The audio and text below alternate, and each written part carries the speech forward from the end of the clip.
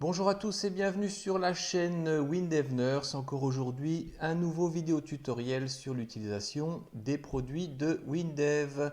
Alors, petit aparté, vous vous rappelez qu'il y a des cagnottes sur la chaîne. Je vais un petit peu réorganiser tout ça à partir d'aujourd'hui. Je vais faire disparaître les deux premières cagnottes pour en créer une qui soit en fait simplement dédiée à cette chaîne. Et puis si vous voulez y participer, vous aurez juste à suivre le petit lien. Il y a aussi un petit compte PayPal que j'ai créé parce qu'il y a des gens qui ne pouvaient pas participer aux cagnottes, ils m'ont envoyé des messages. Donc j'ai créé aussi un petit compte PayPal. Donc si vous voulez participer, il n'y a pas de problème. On dit encore un grand merci à Wilfried, à François, Johan, Serge, et puis aussi quelqu'un, un inconnu qui a participé aux deux premières cagnottes. Donc je vais essayer un petit peu à chaque fois de mettre en avant tous les gens qui participent. Comme ça, ça montrera que tout le monde essaye de faire avancer la chaîne. Sinon, aujourd'hui, on va parler du serveur Hyperfile SQL, parce que c'est un petit peu la série des vidéos que je suis en train de faire. Et puis, on va parler maintenant des droits sur le serveur, comment on alloue des droits, la notion aussi de groupe. Comment est-ce qu'on affilie quelqu'un à un groupe. Alors pour faire tout ça, on va passer sur mon écran de PC. Mais avant de passer, je vous rappelle que si vous aimez la chaîne, n'oubliez pas le petit j'aime sur la vidéo ou éventuellement abonnez-vous pour qu'on puisse tous avancer avec ces produits de WinDev et dans la programmation. Allez, on passe sur mon PC maintenant et puis on va développer la gestion des utilisateurs sur le serveur Hyperfile SQL. Voilà, à présent on est sur mon PC. Alors je vous rappelle qu'on avait loué en fait un serveur partagé avec le fournisseur. Alors je vais parler maintenant de fournisseur puisque j'avais essayé d'obtenir pour l'ensemble de la communauté un tarif préférentiel. Si vous souhaitiez aller louer chez eux une base de données et vous amuser aussi ou éventuellement développer une application, malheureusement ma demande n'a pas vraiment donné suite, donc je vais garder le terme de fournisseur.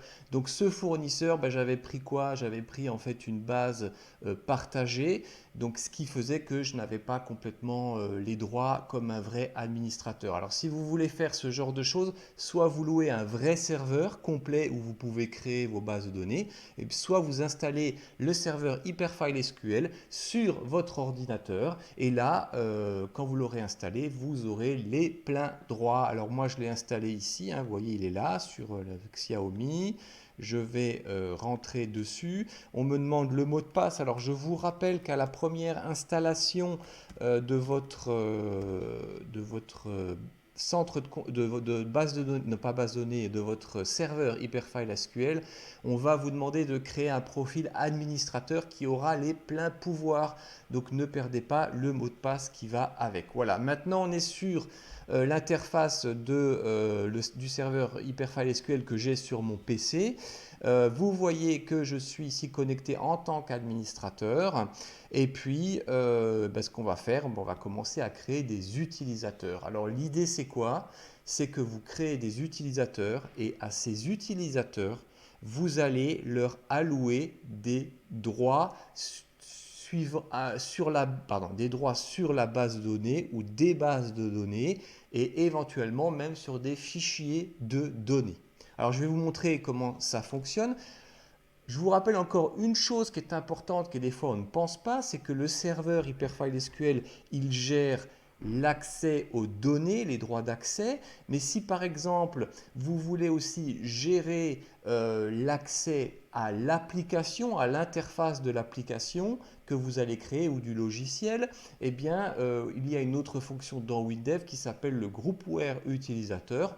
On en parlera dans des prochaines vidéos, mais ce n'est pas le cas aujourd'hui. Là, c'est vraiment l'accès aux données et ce qu'on peut faire ou pas avec ces données. Alors, je me positionne ici sur la gauche. Vous voyez que je suis sur mon serveur Xiaomi, puisque j'ai un PC Xiaomi. Voilà l'adresse IP, je suis administrateur, la version du serveur. Et vous voyez ici dans cette petite partie, hop, il y a utilisateur. Vous voyez, donc là, je suis là. Je suis créé en tant qu'utilisateur, mais admettons maintenant, en tant qu'administrateur, pardon, moi admettons, je veux créer un utilisateur qui a seulement des droits de lecture sur une base de données, bon, eh ben, je vais le créer. Alors, vous voyez sur la droite ici, hop, alors c'est peut-être sous mon petit PC dessiné, il y a une partie utilisateur et je crée un nouvel utilisateur. Alors, je vais l'appeler, par exemple, utilisateur 1. Voilà. Je mets un mot de passe. Alors, on va l'appeler user1. Voilà. Peut-être je vais tout écrire en minuscule. Et user1. Alors, le nom complet, éventuellement l'email, vous pouvez mettre une photo, peu importe. Et on voit si l'utilisateur appartient à un groupe. Alors, pour le moment, on ne fait rien de tout ça. Je le crée. Et vous voyez que l'utilisateur est présent sur ma liste des utilisateurs. Voilà. Donc ça, c'est plutôt simple. Alors, on peut en fait allouer des droits à un utilisateur, mais on peut aussi mettre l'utilisateur dans un groupe. Alors là, par exemple, hop, là, vous voyez que ça s'est changé. Alors, je ne sais pas si vous le voyez parce que ça passe derrière mon petit logo de WinDev Nurse, mais là, sur la droite, il y a marqué groupe. Donc là, je vais le supprimer. Hein. Allez, hop. Très bien. Alors, je vais maintenant le recréer devant vous. Et là, on va l'appeler le groupe, qu'on va appeler par exemple le groupe des lecteurs, sous-entendu que les gens ne peuvent que lire les données qui se trouvent dans les bases de données ou dans les fichiers. Hop, je fais ça, voilà, c'est créé. Alors si maintenant je veux allouer un utilisateur eh bien, à un groupe des utilisateurs, hop, je vais aller dans éditer et puis je sélectionne le groupe des lecteurs et je dis maintenant que cet utilisateur est dans le groupe des lecteurs. Alors quel est l'intérêt d'avoir un groupe? Ça veut dire en fait que vous pouvez créer plusieurs profils et puis les mettre dans un seul groupe tout en sachant que ce groupe en fait aura des droits particuliers. Ça vous évite de changer les droits à chaque fois pour chaque utilisateur. Bon, tout ça c'est bien à réfléchir en fonction de la demande que vous allez avoir quand vous construisez votre logiciel. Si c'est pour vous, vous savez, mais si vous avez un client, il faut bien essayer de réfléchir à ce qu'il attend de vous. Encore une fois, la préparation du logiciel est une étape importante quand vous allez créer des bases de données et tout ce qui est l'aspect et les actions. Voilà, donc très bien, là on a créé notre utilisateur, on a créé un groupe pour s'amuser. Donc on va aller par exemple dans la base de données Hop Connexion BDD. Alors vous voyez qu'on a créé un nouveau petit encart. Et là ce que je vais faire, eh bien, je vais faire une gestion des droits. Alors par exemple, c'est parti. Alors là, on nous propose l'administrateur qui a des droits effectifs. Et puis vous avez l'utilisateur. Alors regardez, en fait, vous allez définir des droits à cet utilisateur. Et pour ça, WinDev vous aide beaucoup.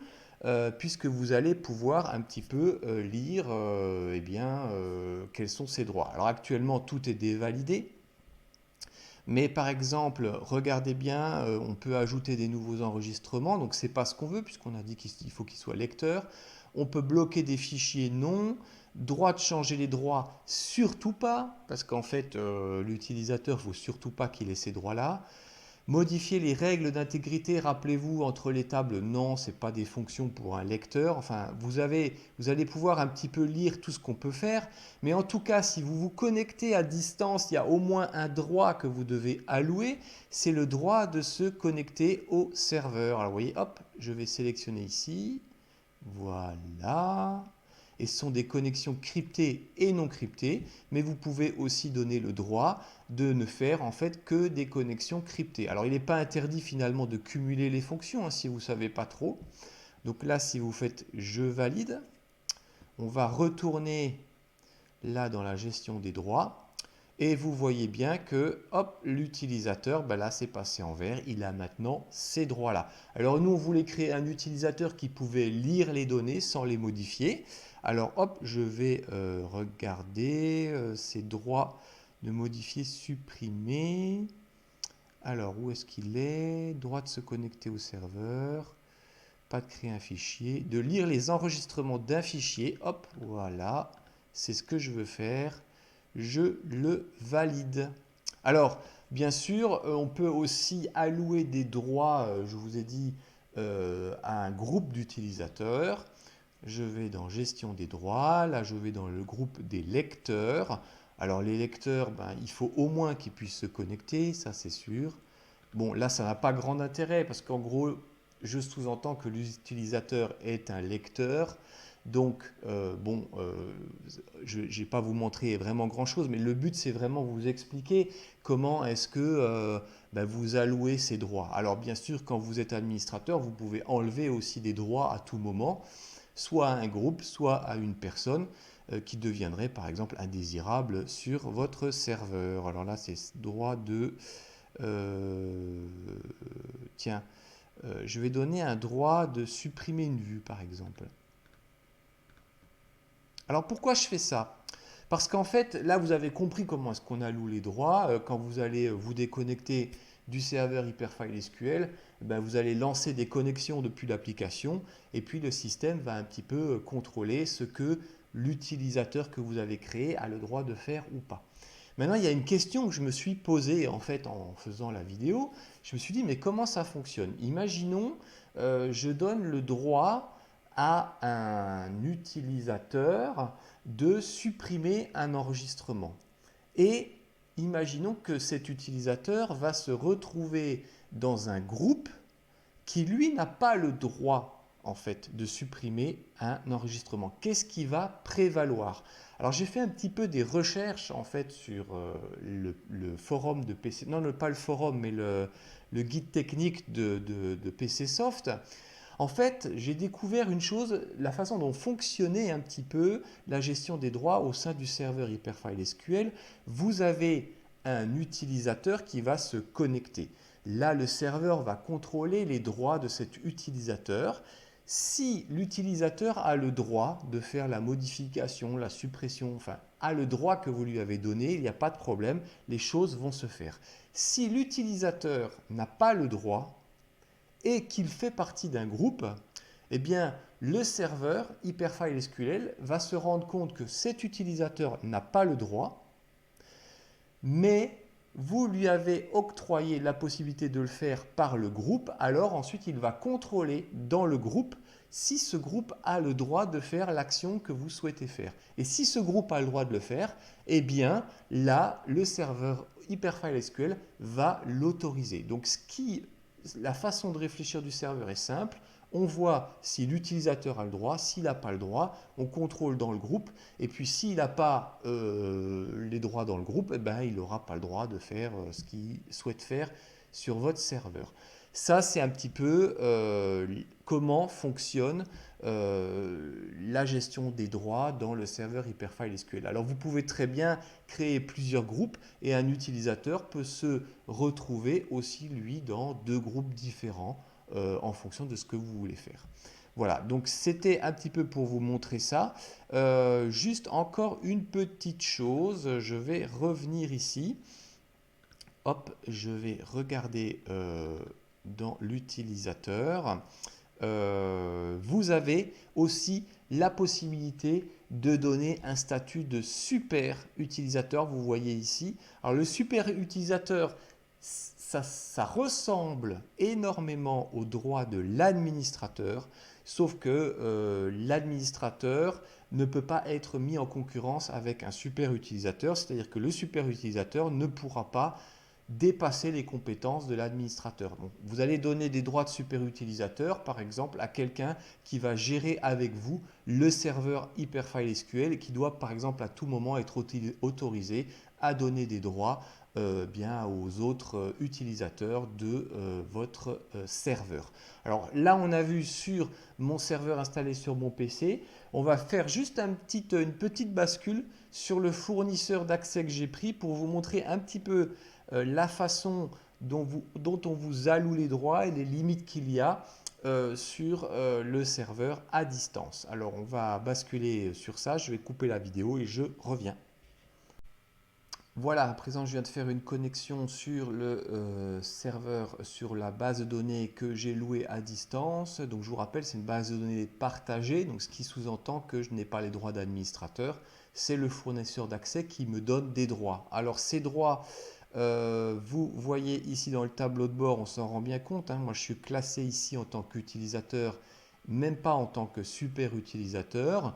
Et puis si on se balade ici sur la base de données WinDevNurse, dans la gestion des droits sur cette base, vous voyez, hop, ça va se lancer. Voilà, vous voyez que j'ai des droits en fait de créer des vues, de modifier les enregistrements, etc., etc. Et si je vais dans celle qui est des clients WebDev, c'est-à-dire que mon profil WinDevNurse fait partie du groupe client WebDev, ben vous voyez que là, ben j'ai pas de droit. Donc on m'a retiré en fait certains droits d'administration, ce qui est normal, parce que sinon j'aurais pu aller personnellement sur le serveur aller supprimer d'autres bases de données. Voilà, je voulais juste vous montrer en fait ici à quoi ça correspondait quand vous louez en fait un serveur partagé. Alors bien sûr c'est moins cher que de louer un serveur global. Il faut bien savoir que louer un serveur global, ben, vous payez je crois que c'est à la minute d'utilisation. Bon, ça revient à un prix beaucoup plus élevé qui est de l'ordre de 30 ou 40 ou 50 euros par mois. Bon, ça peut être nécessaire pour des sociétés qui ont besoin réellement d'administrer plusieurs bases de données. Voilà, c'est tout pour aujourd'hui. C'était juste pour vous montrer en fait la notion de profil. Vous pouvez vous amuser à en créer, connectez-vous, etc. Donc maintenant qu'on a créé des profils, eh bien, ce qu'on va faire, on va aller se connecter en fait sur notre base de données, mais depuis en fait le logiciel WinDev. C'est le sujet de la prochaine vidéo flash qui sera peut-être pas tout à fait flash parce qu'il y a encore des petites choses à faire, mais j'essaye de vous garder une certaine continuité dans les cours pour bien que vous compreniez comment utiliser ce serveur distant. Voilà, d'ici là, je vous dis bon développement à tous et puis à la prochaine. Bye bye.